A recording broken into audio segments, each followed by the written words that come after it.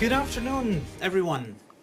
My name is Bart van Erke. I'm the director of the research department at the European Trade Union Institute. I want to welcome all of you who are online for today's relaunch of the ETUI's worker participation website. We're live streaming from a studio here in Brussels. In our offices, they look a bit different than usual. On this side, we'll mostly be speaking in English, but please note that there is interpretation available for you in 5 other languages. So if you're more comfortable with French, German, Italian, Czech, or indeed Polish, you have that option available. I won't hide that this is really an important moment. It's also an exciting moment to some extent for us at the Institute. I'm sure that many of you already know that worker participation and workplace democracy is really at the heart of what we do at the Institute, both in terms of research and in terms of education and training. Now, the reason for that is, of course, that giving information, consulting with workers is a fundamental workplace right in the European Union. The materials and information on our worker participation website support and enhance the exercise of democracy at work. That's not a small thing. So they do so through a range of ways in which workers, their representatives and trade unions are involved in regulating and shaping the world of work. Now, this website is not completely new, of course. Many of you know that. It saw the light of day back in 2007. It was partially updated in 2022. And since early 2023, it has been thoroughly overhauled to its current state. And we're honestly proud of the results. We think you'll find the website as it is now more engaging, even more informative than it was before, or than it was ever before actually. And you can see I'm indeed getting a little bit excited about it now. We'll see over the next hour or so. Worker participation can take a range of forms, and we will be discussing them. You will be discussing them with the speakers here in-house. We'll be talking about transnational mechanisms such as European Works Councils. We'll be talking about board-level employee representation, but also local, direct, and representative forms of participation, such as social dialogue and collective bargaining. So we emphasize, and again we will revisit that in a moment, that these forms of participation by workers should work in concert. They need to synchronize, indeed, to help ensure maximum and coordinated effects and leverage for workers. Now, let me conclude, because we have many other speakers who want to intervene and who need to intervene. I want to just underline that, in my view, worker participation has never been more important. Environmental, digital, geopolitical, socio-economic dynamics that we know about that are out there for the moment mean that it is imperative that a variety of forms of worker participation can flourish. And we hope that this website will contribute to that. So they enable workers to feel recognized, appreciated, valued, and indeed have their interests heard and acted upon. In turn, we know that more fulfilled workers are typically more satisfied with their jobs, as well as more productive, which of course then benefits the workplace and wider society. So at ETUI, to conclude, workers' participation has always and will remain a key component of our research, of our education activities.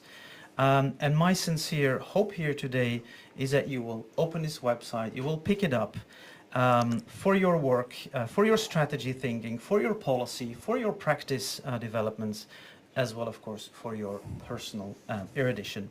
Now, every single speaker here today, which you will hear, has provided key contributions to the website. I want to thank all of them.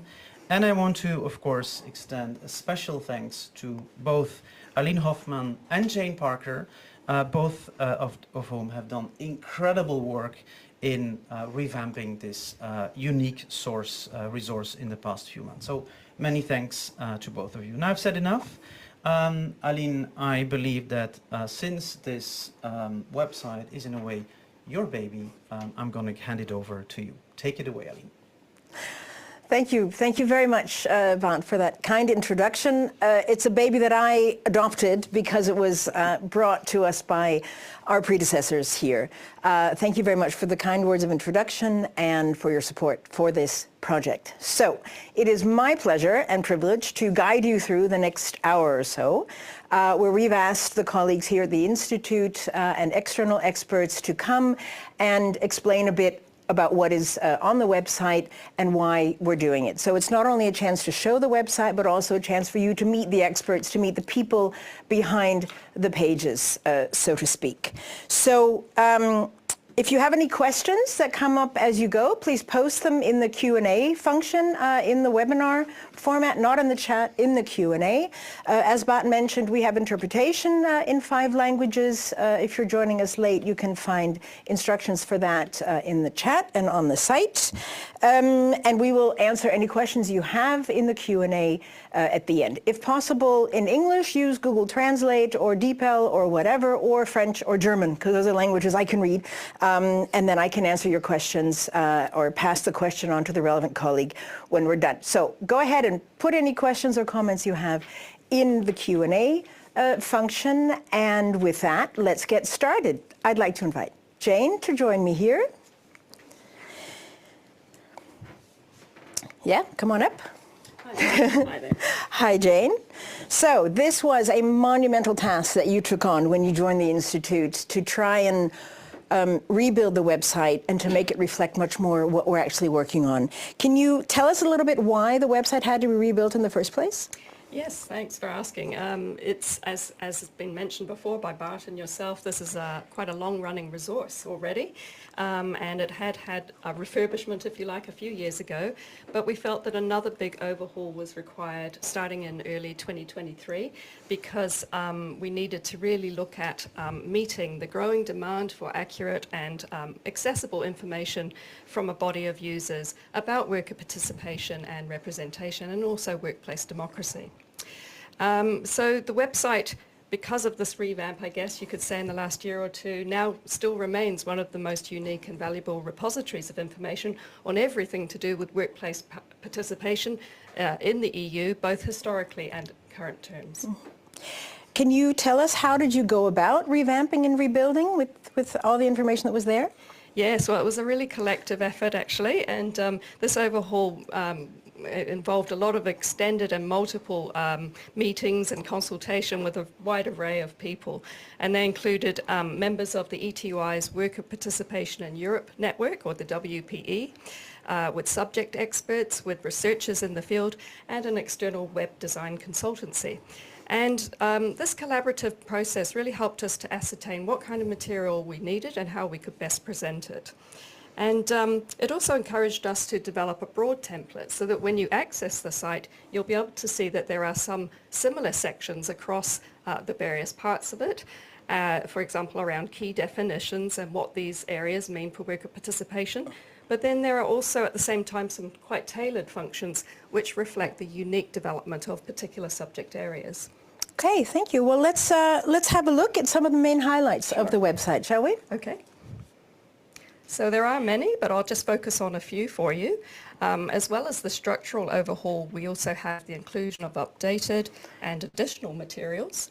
And you can see here that we've also brought into the design a color coding so that users can really quickly find the relevant information that they're looking for. And that is one of our main pages there, which gets you into the subject matter. We also have a new section which looks at sustainability and worker participation, as well as some older sections that have been revamped.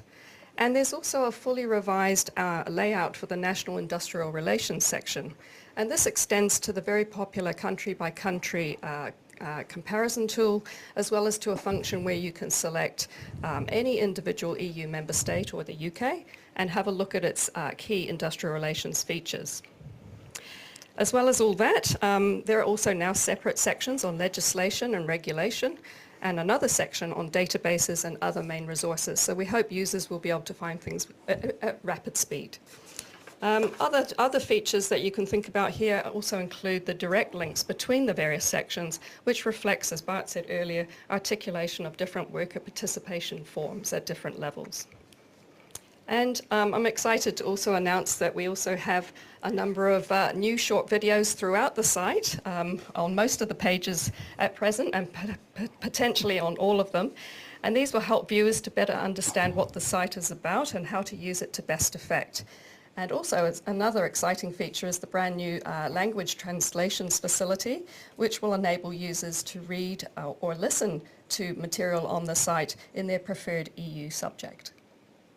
Okay, well, thank you very much for that overview of what's there. We'll go into more detail for all the different things that are there. Is there anything else you wanted to point out to the viewers? You mentioned the short videos, the automatic translation. Again, it's AI driven, so it's not perfect, but we decided together it's better than nothing, and we will be working on cleaning it up a bit. Is there anything else that you want to add? Actually, now you've just reminded me, there is one feature which is great on the revamped site, in that you can now on every page look at the feedback button, and if you press that as a user, you can make suggestions about things you might want to see on the site that potentially we've missed or you'd like to see emphasized differently, and you can also let us know if there are any faults or anything like that, and hopefully there won't be too many, but I think that's a really useful interactive fashion. Okay, well, thank you very much, Jane, also for all the work. Then let's take a closer look at the actual content and have a look now at the section on national industrial relations.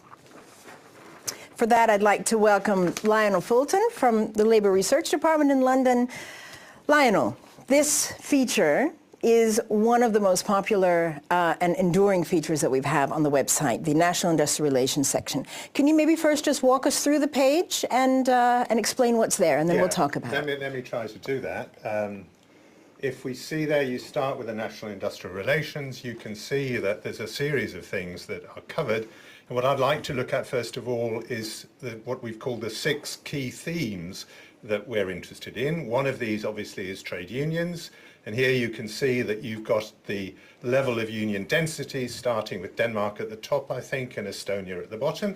You've got something very similar with collective bargaining, and here the crucial determinant is the proportion of people who are covered by collective bargaining. Again, you can see that there's a number here. You've got the proportion of the working population who are covered by collective bargaining. There we've got Poland, I think, at the bottom.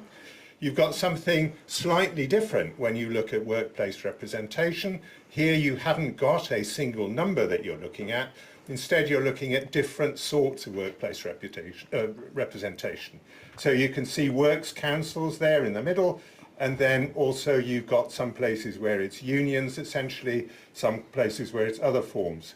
You've got something similar with health and safety representation. Again, it's the different forms in which this way of representing people, which is this everywhere, how it's actually delivered. And you can see again, you've got differences, and you have the same thing in other things like board level representation and European level representation. Now, if you want to do something different, if you want to just look at a particular country, you can either do that by this method, which is looking briefly at the information. You choose the topics you're interested in. Here we've chosen trade unions and collective bargaining. You choose the countries, and then it will compare it for you. And you can see very brief stuff. If you say, right, I'm interested in what the situation in Croatia is, but I'd really like to find out more, you press this button, you click through, and there it is. So that's one way of getting to information on individual countries, but you can also do it a different way. If you say, I don't really want to compare people, I just want to look at it, then you choose the country you want to look at. In this example, we're taking Germany, and once you've clicked through, you see we're just typing this in. There we are, Germany appears, we click through, and what do we see? We see again the same 6 key themes, and let's say in this case we want to look at, let's see, trade unions, collective bargaining, workplace representation, board level representation, European health and safety. If we choose workplace representation, this is what you get. You get some quite detailed information on the extent, on the role of unions. Later on, you'll find stuff on numbers and composition, and you go on, and there's additional information there. So that I think is basically how it works. As I say, different ways that you can get into it, either looking at the 6 themes, comparing countries or looking specifically at one country. That's the way that you can do it. Excellent. Thank you very, very much, Lionel. It's an amazing resource and page. And again, thanks to AI, all this information will be available in all the EU languages. Not perfect, but definitely enough to give the basic gist of what's in there. So can you tell us something? How have you amassed this treasure of information? How do you go about collecting and verifying and updating all this information? Well, I mean, it's not an easy question to answer, but I suppose what I would say is you start with what is there, because there's already quite a lot of information there, and you're really looking to update it in two particular areas. One, you're trying to make sure that some of the statistical information, the size of the unions, the proportion of people covered by collective bargaining, those sort of things, that those are up to date. But the second and more difficult thing to tackle is the actual where there have been changes in the structure. Romania is a case in point. There's been a whole change in industrial relations structure in Romania. You have to find ways of finding out what's actually going on there. And to do that, there are several sources to use. You can use some of the stuff that has been produced already by the ETUI. They're very helpful publications both on collective bargaining, and this is available, they're both available on the ETUI website and on unions. But then you try to go beyond that and look at national sources, look at what national newspapers are saying about particular issues, and sometimes even you need to go to the extent of looking what national legislation says. So those are some of the sources that we use, and as Jane was mentioning before, the experts who are sitting on the Worker Participation European group, they are a useful source, a very useful source of finding out, if you didn't quite understand it, what perhaps actually is happening there, because they are the people on the ground, they are people who really know. Great. Thank you for that. Shout out to our expert network, the Workers' Participation in Europe network. And again, the idea is also that it serves as a starting point for conversations that trade unionists and employee representatives can have with their colleagues from the other countries. It's the basics and it's a starting point. Absolutely. What would you say is the most challenging part of updating it? Well, apart from trying to get the information and trying to keep it up to date, that's definitely a big challenge. I think the other challenge that you face is that you have to present it in a standard way in some way, so that people can analyze it, so that people can say, well, this is what I'm interested in my country, how does that compare with somewhere else? But you also need to recognize that a definition, a word used in one country doesn't necessarily mean the same in another country. If you're talking about, let's say, works councils to a German-speaking audience, they have a clear concept of what they mean by works councils. Now, a Greek trade unionist or a trade unionist in Portugal would have an idea of something very different. First of all, they wouldn't be anything like as many, they wouldn't be anything like as powerful. And if you take somebody in Spain, they would expect that the Works Council was able to negotiate the sort of collective bargaining, which in Germany would be absolutely out of the question. So I think you have, in some way, to present stuff in a standardized way, but also to make sure that people recognize that it's not the same everywhere. Works Council doesn't always mean Works Council, although perhaps union almost always does mean union. Let's stick with that. Great. Thank you very much. That, too, is another potential pitfall that we have with the automatic translation, because we are trying to check the terminology and ensure that it's correct in the language that it's being translated into, but that's a very important caveat, that it may not always be the same thing for the same term. Exactly. Well, thank you very, very much. One case in which works councils are more or less the same are European works councils, and that's the next page that we're going to focus on. Thank you very much, Lionel. Thank you, Abby. So, welcome. Markus Meyer-Erdmann is our resident expert on EWCs and SE Works councils. And can you maybe start off by explaining what are European Works Councils and SE Works Councils, and why is the ETUI doing research about them? Right. Thank you for having me, Aline. Indeed, they are key information consultation mechanisms at the European level. So Lionel just mentioned that there are differences at national level. At European level, we have one legal framework covering European Works Councils, as well as a framework on European companies, SEs. And they are an extension of national level worker participation, and they are covering, however, transnational cross-border issues. So the main denominator is here that they are focusing on topics that are addressed to more than one country.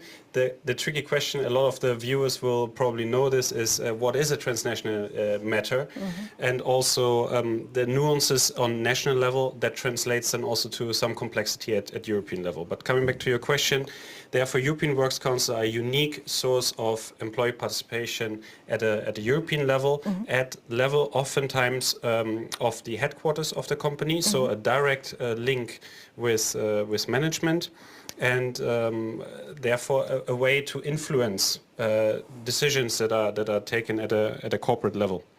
The same goes for European companies to a certain extent, because here also we have a company that is operating at a European level, or at least has a European outlook. Sometimes they are operating in a single country.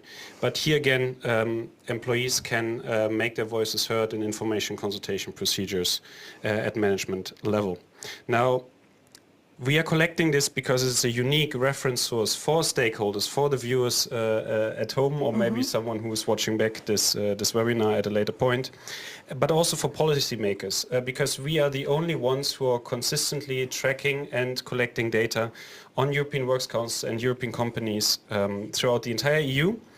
And we believe that evidence-based decision-making and policy-making is key to develop this framework further. The EWC directive is currently under revision, probably starting next year with the trilogue between the European Parliament and the Council, and therefore influencing this policy making is key for us and for all the stakeholders, and therefore we collect data on this. Thank you. I think what's also important to add is that unlike national level industrial relations, there isn't one single law, but the actual way an EWC operates is based on a negotiated agreement. So there is actually a, not quite finite, but a certainly defined source of data and information that we get, which is the EWC agreements, right? Can you show us explain how that works and what we have on that on the site? Right. So indeed, these agreements, they are company level, and therefore we are collecting each and every one of them if we have them. And what you see now is an overview of new dashboards that we are developing, and it's a long-standing request from the stakeholders that we have facts and figures on these bodies and these agreements. And what you see here is these new dashboards, which are an interactive way that soon they will be on the website. You will be able to see the trends in EWC creations over time and SE creations over time, where these bodies are located, and also where the headquarters of the companies, what you see right now on the screen, are located. And that will enable you to filter based on only EWCs or SEs. So the dashboard is really interactive, is meant to be used by the users once it's live, and it will give you data visualizations of the underlying EWC database that we are curating. And I hope all the viewers are as excited as I am, and Bart is also excited, he said, and I think we are all very excited to have this new insight into the data. As you can see here, in one view you will see, now we filtered for EWCs, all the EWCs that are currently active per type of EWC, and the breakdown in percentages as well as the absolute numbers. You will be able to download these figures, cite them please, in your policy briefs or academic articles that you're writing, or if you're using them for any other advocacy work. You will see also that we will have breakdowns on company size, as well as many other data points that we are slowly collecting, and will update these dashboards in the future. They are live linked to the underlying database, meaning once we have new data, this will directly show in the dashboards, and the users will very soon, in early 2025, have the ability to access these, as well as the jurisprudence database, which is also going live hopefully very soon. And you will see that we have then all kinds of breakdowns, for instance, per topic as well. So thank you very much, Marcos, for that. You can see what a huge benefit it is that we have not just a labor lawyer, but a data scientist here with clearly a very important talent in how to visualize and make it all clear. and there's more to come. Can you tell us what new features you have in store for us?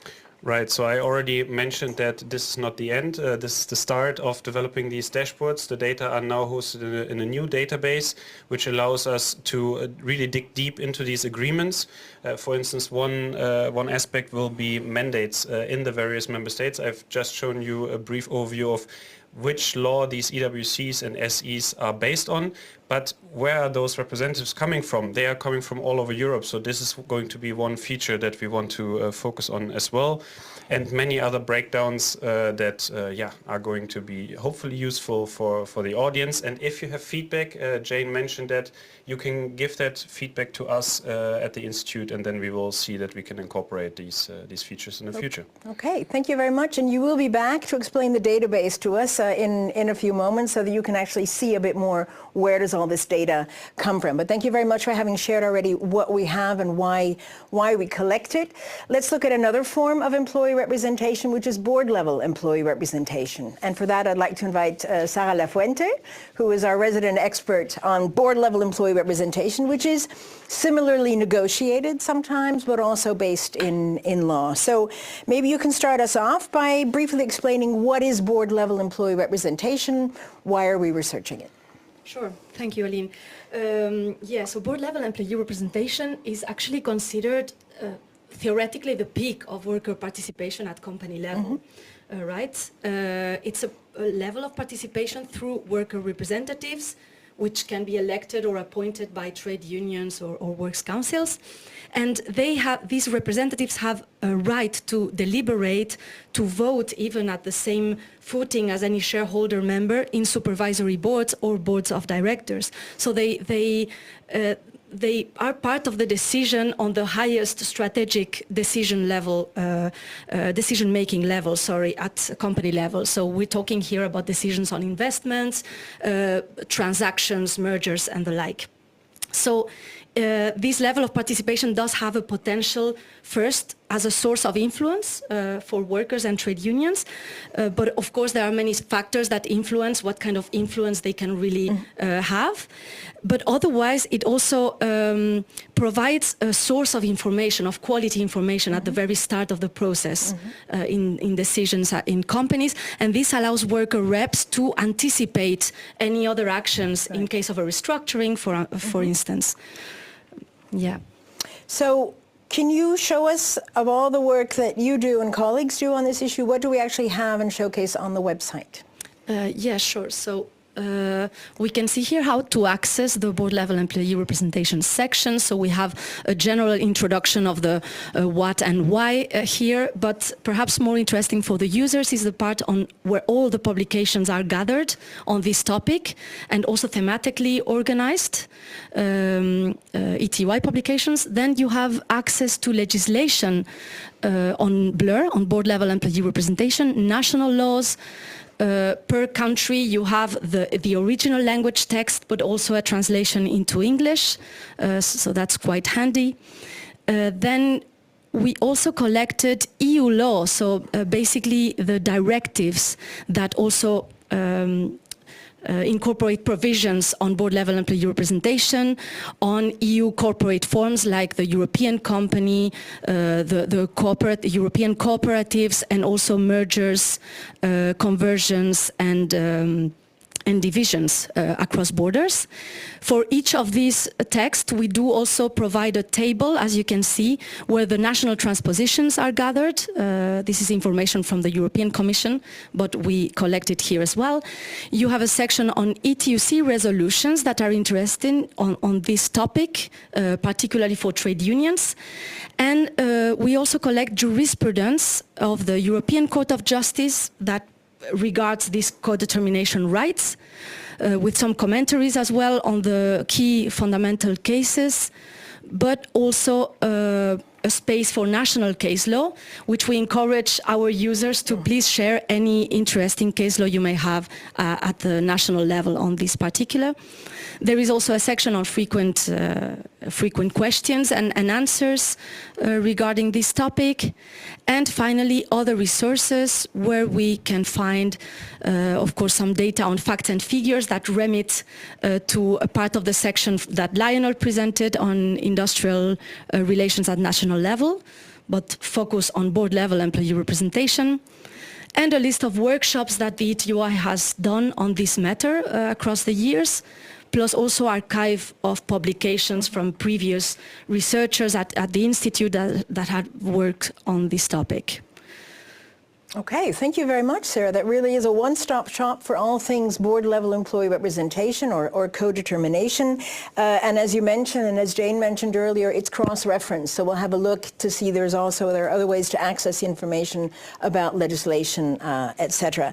So you've collected all of this. What's next? What are the main challenges facing the institution of board-level employee representation? Yeah, well, perhaps there are many challenges, of course, around this topic, but some of the issues we look at, we have looked at, and we will look in the future, is first of all how board-level employee representation as a social policy, as an area of social policy, can be promoted or is being discussed at the national level. Of course, if we think of supporting any European action or policy around this matter, then we need to understand what are the discussions at national level, right? So how the idea of co-determination has evolved and what are the debates and positions of social partners there is really relevant for us, also to identify any obstacles, but also preconditions for prospects of development.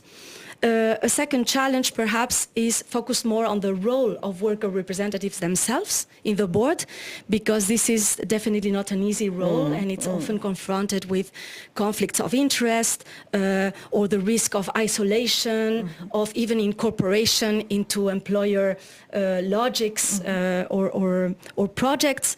So here we want to explore a bit more what worker representatives do with this, how they address this, and what kind of resources and articulation with other levels of representation they may mobilize, right? So that board-level employee representation can really act as an asset and not as a risk for trade unions.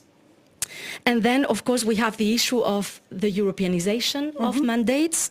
This links with why do we study this topic at all at the Institute. It's, of course, the European dimension, not only because these rights are very much extended across the European Union, and many countries do have national regulations on this matter, but also because board decisions in a multinational or in a European company do have a lot of implications cross-border for the whole workforce and the whole staff.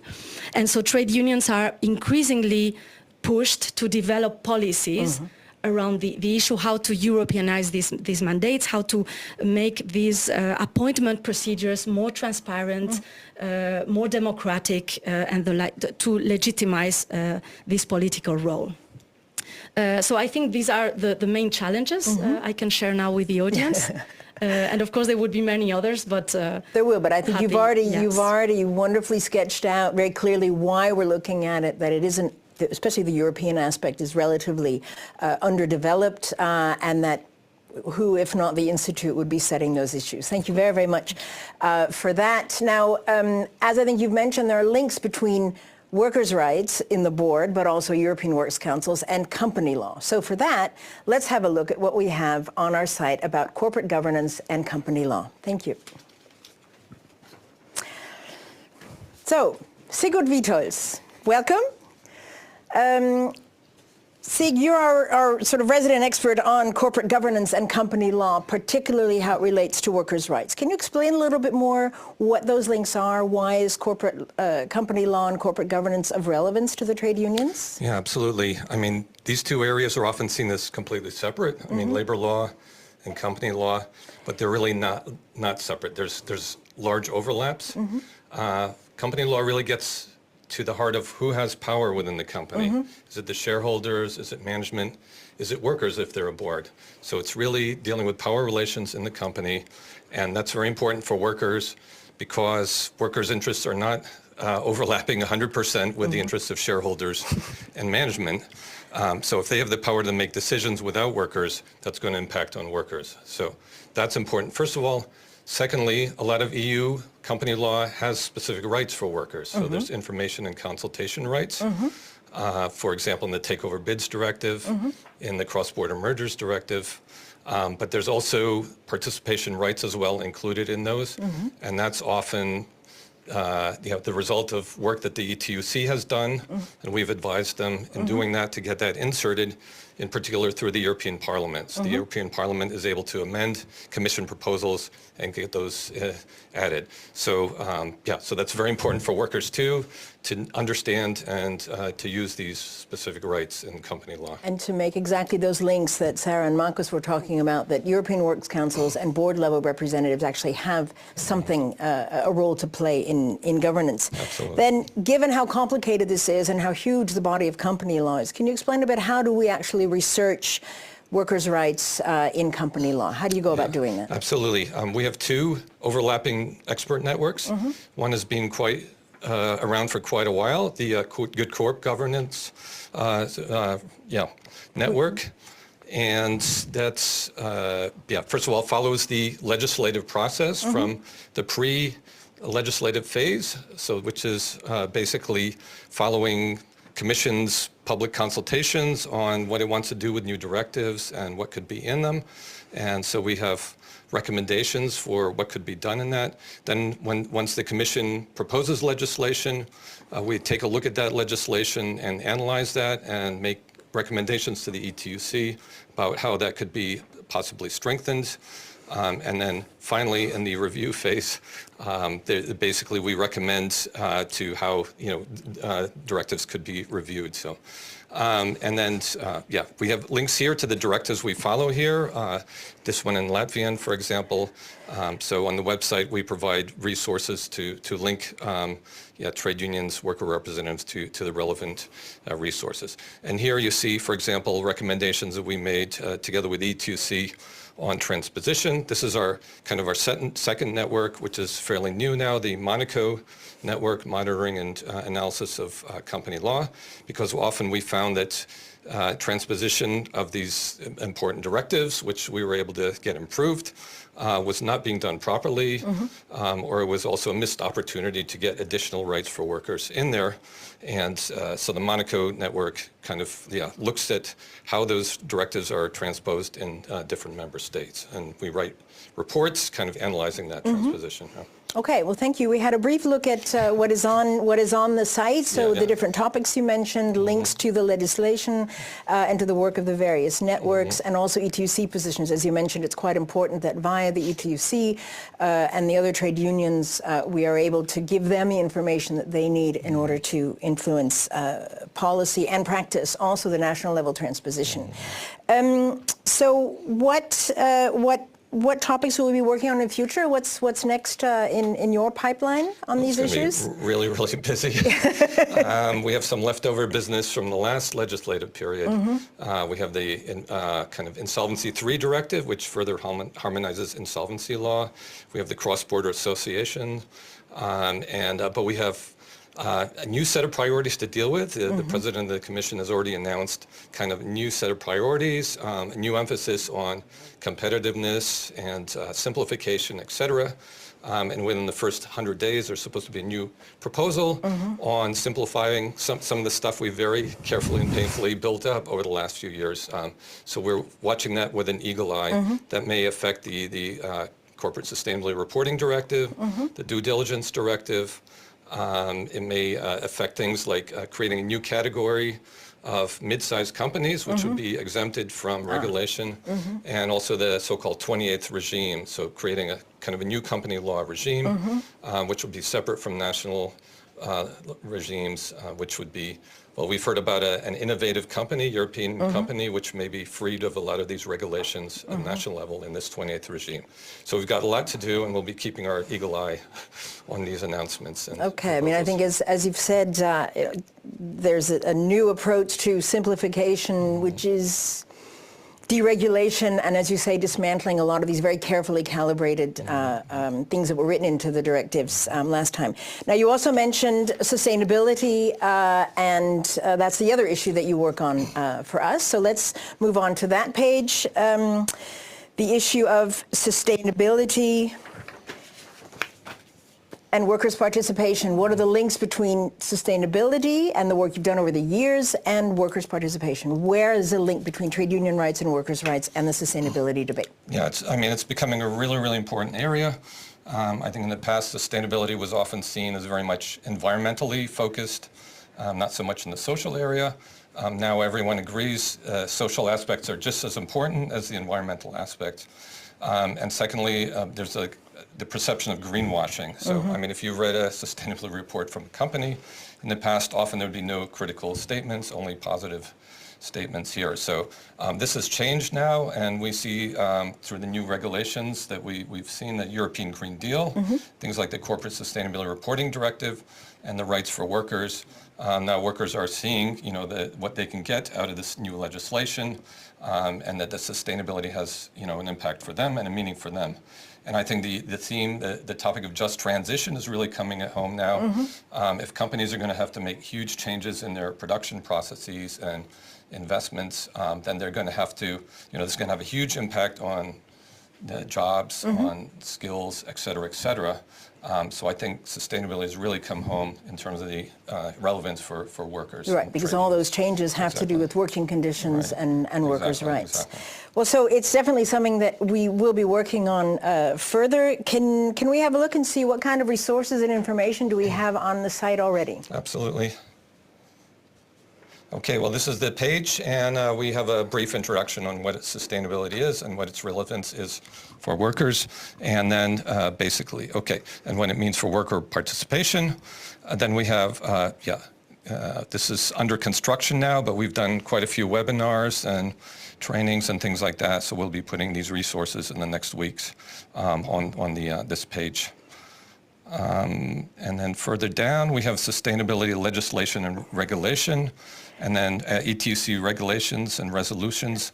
The ETUC has taken positions on a lot of these issues here. For example, taxing to address social inequalities and sustainable growth and things like that. So here you have access to the ETUC resolutions on these issues in one place. And then finally, the ETUI has been very active as well in researching sustainability relevant topics here. For example, what the green transition means for worker representatives. So it's the ambition of being a one-stop shop here, where you can see sustainability relevant publications for worker representatives and trade unions. Okay, and you mentioned that we're putting more and more on, especially with related to the CSRD. Can you give us a bit of a preview? What else? Is it worth coming back to the site for in the next months? Absolutely. Please do come back.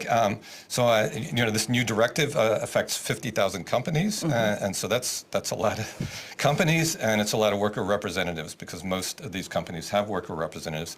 And this is the first year the directive has impacted, so basically management is now engaging with trade unions, with works councils on sustainability reporting, and people are coming to us and saying, what is this? What is the directive? What does this mean for us? So we're putting resources on the website here to help European works councils, trade unions guide their way through this process. We make recommendations for how they can engage. So definitely, please visit our site maybe in January, February, when we have these things online. February, March, whatever. But we're constantly developing new things. This is something that we work on together, which is always a pleasure. Thank you very much, Sik, for all of this work. Let's move on to another dimension of workers' participation and Europeanization of industrial relations, which is the European social dialogue. For that, I'd like to welcome my colleague Christophe Tegris. We will be speaking French, just to pay honor to another language that we use here at the Institute. So, bienvenue, Christophe. Bonjour, Aline. Alors, peux-tu nous expliquer qu'est-ce que c'est exactement le dialogue social européen? C'est quoi?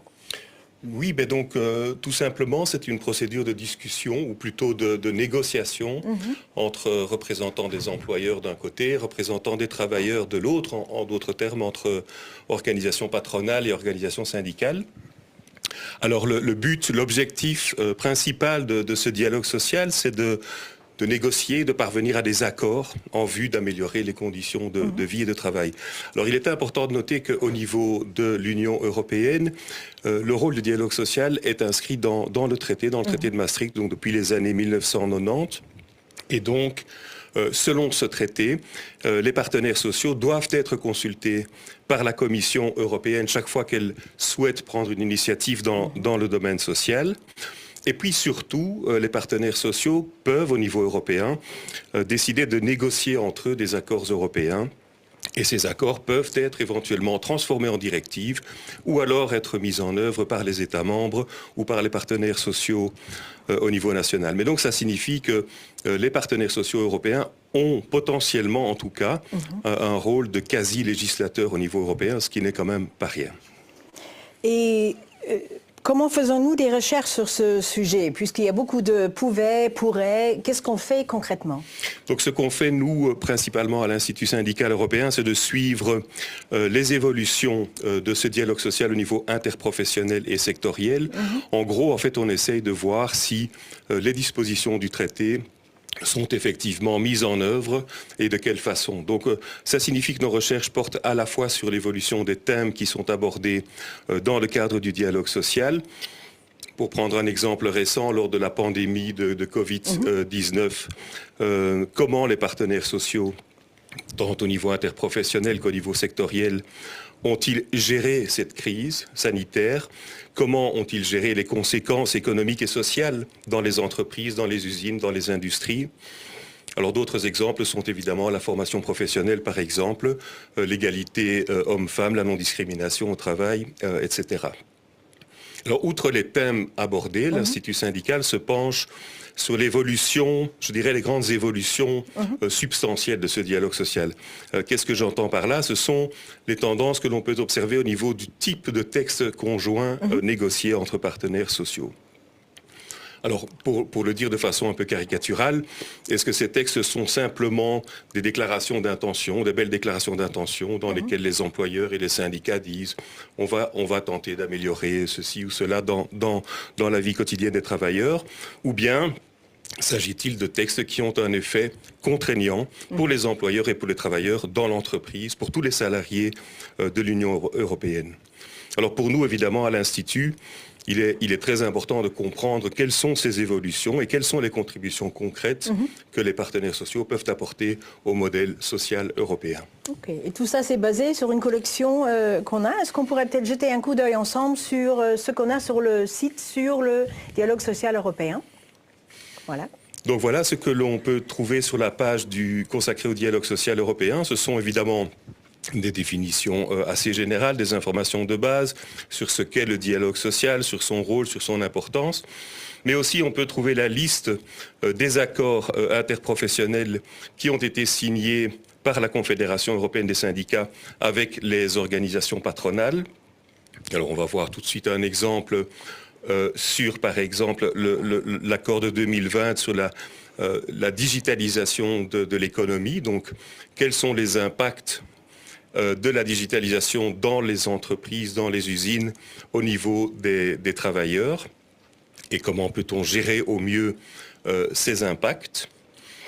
Alors ce que l'on retrouve également sur le site, ce sont tous les accords négociés au niveau sectoriel, donc le dialogue social sectoriel, comme on le voit ici, il y a plus de 1000 textes conjoints qui ont été adoptés à ce jour.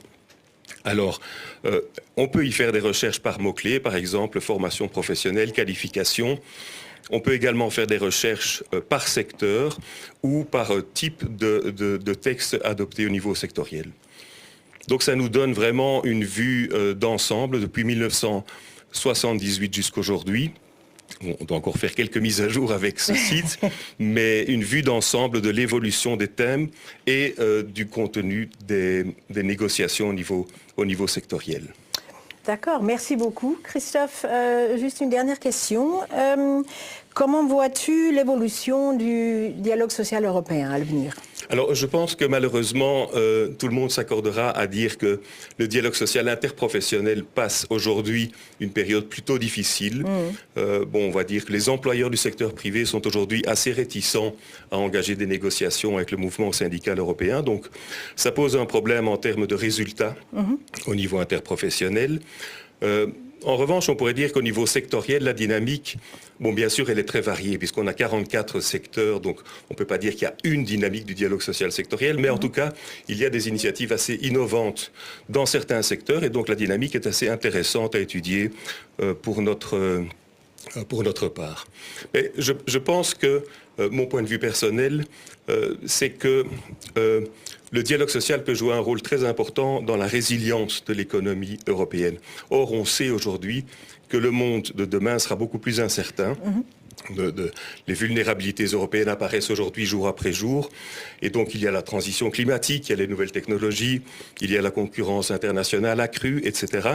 Et donc, le rôle des partenaires sociaux, je pense que ce sont finalement parmi les mieux placés pour préparer l'économie européenne, pour préparer l'industrie, les entreprises, mais aussi pour préparer les travailleurs et leurs familles à affronter ces incertitudes. Et donc, pour cela, on a un bon outil, c'est le dialogue social, et il faudra donc, dans l'avenir, l'utiliser du mieux que l'on peut. Ok, merci beaucoup. Christophe, tu nous as donné un aperçu de la base de données sur le dialogue social européen. Regardons donc de un peu plus près les autres bases de données que nous avons à l'Institut. Pour là, je change à l'anglais et j'invite Markus Meyer-Erdmann to come back onto the stage and walk us through the different databases that we have. So you're also our database expert, that rare combination of lawyer and data scientist that I mentioned earlier, and we offer a whole set of databases that are under your coordination. So maybe you can start us off by explaining why do we even have these databases? Right. Thank you for having me again. We have an information gap that I alluded to earlier in my presentation when I showed the data. And this gap is very prevalent when it comes to European Works Council and SEs, and therefore we started many years ago the European Works Council's database, where also the ETUC, our sister organization, has a role as social partner to play. Then the cross-border company mobility, and also Zig referred to that in his presentation, is another key area where there's a lot of focus on the corporate law aspects at European level and the harmonization of laws, but not so much on the social dimension. And therefore the social policy domain, we would like to emphasize here in these databases and these collections that we are putting a key focus on this, because our stakeholders are the ones who need information to fill this gap and to provide evidence-based input that I mentioned earlier. To their stakeholders. Also, it's a source for academics, because data scarcity in the social domain is really prevalent, and therefore we collect this data to provide that input to the debate. Thank you very much. Well, let's have a look at the databases. Can you walk us through what they are and what they can do?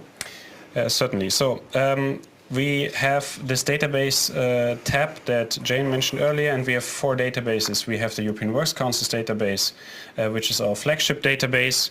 There's also the video that Jane mentioned earlier, where you can watch back how this works. And we have the European Participation Index that was created by Sig Vitals, as well as the cross-border company mobility database. That one is for now, a closed database, and we also have a question in the chat, so this is only accessible upon request for academics and other education researchers. And then we have the European Social Dialogue database that just was mentioned and brilliantly explained by Christophe. Now let me show you the EWCDB in more detail here. Once you've logged into that, you can search for specific agreements or EWC bodies or SE Works Councils with an agreement. For instance, the Goodyear European Works Councils. Once you hit search, you will then get an overview of the search hits, and you can see here me clicking on the agreement itself, and then you see details on that agreement on the body itself. the agreement date, whether it's in force or not, so whether it's still an active agreement, whether the body is still active, what type of body it is, when it was created, and we have selected content analysis for those bodies where we already completed that analysis either in the past or with our current framework, and then you can download the agreements themselves in the original languages and, where not applicable, machine translated in English. And now let me show you the European Participation Index at a glance. Again, you can watch this also back in the detailed video overview on that tab. And you can see here then me scrolling down through it, and you see all kinds of insights about European participation and the impact on European workplace democracy and democracy as a whole, as mentioned by earlier speakers. And then the cross-border company mobility database, I would invite you to watch the video back because it's a very detailed data set. And then lastly, the sectoral dialogue database, as already explained by Christoph. You can search for keywords.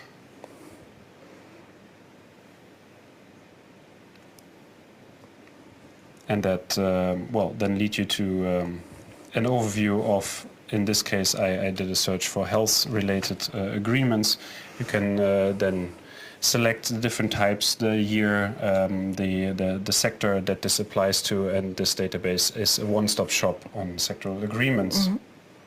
Again, all of these databases are meant to be really a hub, a collection point for the social policy aspects and underlying agreements that we have. Okay, well, thank you very, very much. Again, open invitation to go and look at them. And as you mentioned earlier, the data on EWCs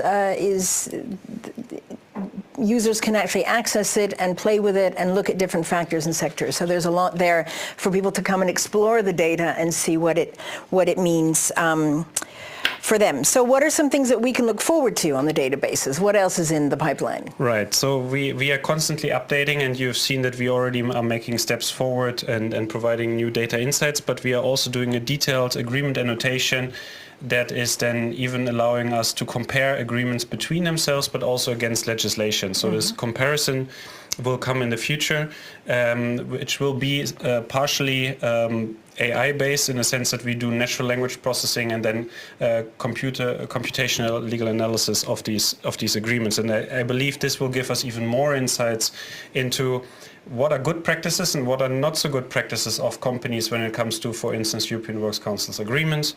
And that will also then, again, help us to shape the policy debate even further and to allow for even more micro level, but also macro level trends and insights into the whole topic of cross-border or European workplace participation. And as you mentioned earlier, especially relevant now that the EWC directive is finally being revised. It'll take a while before a new law is in place, but because of the special feature that all of these arrangements are negotiated in the first instance, it's really good that we're able to have an overview, what's in the agreements, what works, what doesn't, what needs to be clarified in law. And I think that's been also in the run-up to this very important, the data that we've been able to supply to the Commission, to the Parliament, to the unions to say, this is what's out there beyond one agreement, looking at all of them together. So a very important resource. Thank you very much for that. There's one last page that I'd like to show you, and that is our page on legislation and regulation.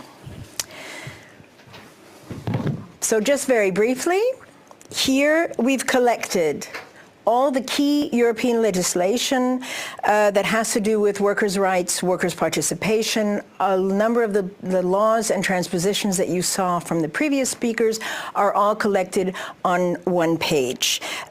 So in many cases, links also to their transposition or the original source legislation that was there. So let me just take you on a quick tour of what we have on that site. It really is quick.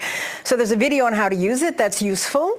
We have European Works Council legislation, European company legislation. We have the European Cooperative Society, which is a bit obscure, the board level representation that you saw from what Sara Lafuente presented earlier, all the corporate governance and company law legislation that you can see in those places. And in many cases, we have the actual transposition. We're looking at the European Works Councils right now. Here you can actually see the transposition legislation by choosing the country you want. Here you can see the English language version of the Spanish EWC legislation. And there it is, an English machine translated version of that. Same thing for the SE legislation. We have a more elaborate comparison of the transposition. You can find not only the actual company law, the actual country transposition, but you can also see how certain things are regulated in the national transposition law, especially with the comparison. Let's say you want to know how are special negotiation bodies actually nominated. So how are they selected? Here you can choose the countries. Similar logic to what we saw in the section on national industrial relations. You can see exactly everything you need to know about the transposition of the SE directive. So that's on the legislation regulation page. It does refer to a lot of external links, so we do try to keep it updated. If you see that a link is broken, please let us know using the feedback tab, and we are constantly updating that legislation with the transposition information that we have. So that's it. Now these were just the top level pages. As you've seen, if you click away, there's lots more information to be found behind all of those pages, and big invitation from all of us to explore it some more. So now it's your turn. I'm told that there have been a few questions accumulating in the chat, so this is the part where we sort of improvise.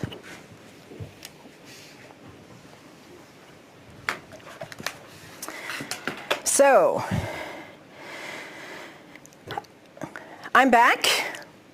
This is where you watch me think. I see, there are two open questions. So from Catherine Catiard, where is the very useful database with updated lists of SEs registered in each member state with the information about activity, the way they were created, etc.? That's a question for Marcos that will I'll invite him to answer it. And there's another question here. Is there a guarantee that all information will stay or be up to date? There is no guarantee, but I can certainly assure you that we invest a lot of time and effort to make sure that the information is updated. It's part of our regular contracts with external experts. I know Lionel you can call him up at 4 a.m. and Lionel Fulton will be able to tell you whether there's a new law in Romania and when we'll be able to have it on the site. So there are no guarantees in life, but we definitely do see that it's updated. As Christophe de Gries mentioned, the European Social Dialogue database, which sort of ends at the moment at 2020, will also be updated along with the analysis of it. And as Marcos Maya-Atman mentioned, all the data that we have on EWCs will be even more up to date than it ever was before because it's live. It's not waiting for someone to do an update. It will constantly be feeding in. So I'd like to pick up the one question about what we used to have, the SE database that has been incorporated into the cross-border company mobility database. For that, I'd like to invite Marcos back up here to explain perhaps how we used to collect data, why we collect data in a different way, and whether that information can be found anywhere. Right. So thanks for that question, Catherine. It's a tricky question because the SE data was collected in the past, as you know probably from your question, was collected in the form of the European Company Database, the ECDB. That database is since 2019 no longer live. We had to take it offline, unfortunately. We did incorporate it in the cross-border company mobility database, and so the data is there. It's no longer on the website itself. We are working towards providing more dashboards also on European companies in the future. So stay tuned for those dashboards that are coming to the website very soon. And then for your specific question, I will look into it after this webinar, and then we can be in touch to get back to you individually. Thank you. Okay, thank you. Are there any other questions in the chat? I don't see any at the moment. I see praise, which is always nice. Thank you very much for that. So last chance, last call. Any questions? Have we left anything unanswered? Again, you can find the contact details and the feedback button on the website if you have anything. I'm seeing more praise. Thank you. Praise is always good. We love it. Great. Then with that, I think we can conclude this webinar that we've had today. And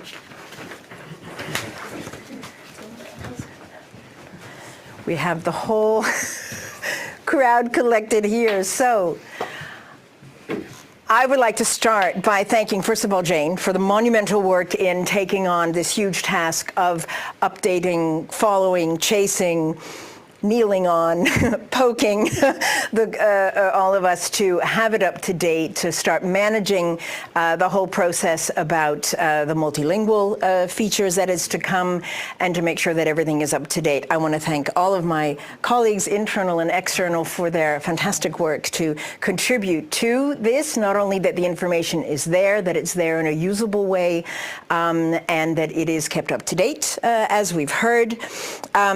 I would like to thank the interpreters who are offline, who have, I'm sure, been doing an amazing job, because you always do. Thank you very much for making all of this information accessible in different languages. Again, we are using AI to translate at least the written text after a long discussion about should we, shouldn't we, and we came down on the decision of it's better to have something there that is in different languages rather than just a few. I want to thank our technical team here, who you haven't seen behind the scenes, that have built this whole studio in our normal meeting room here. Is quite impressive, with cameras and lights and headphones and lots of wires and cables. Thank you very, very much.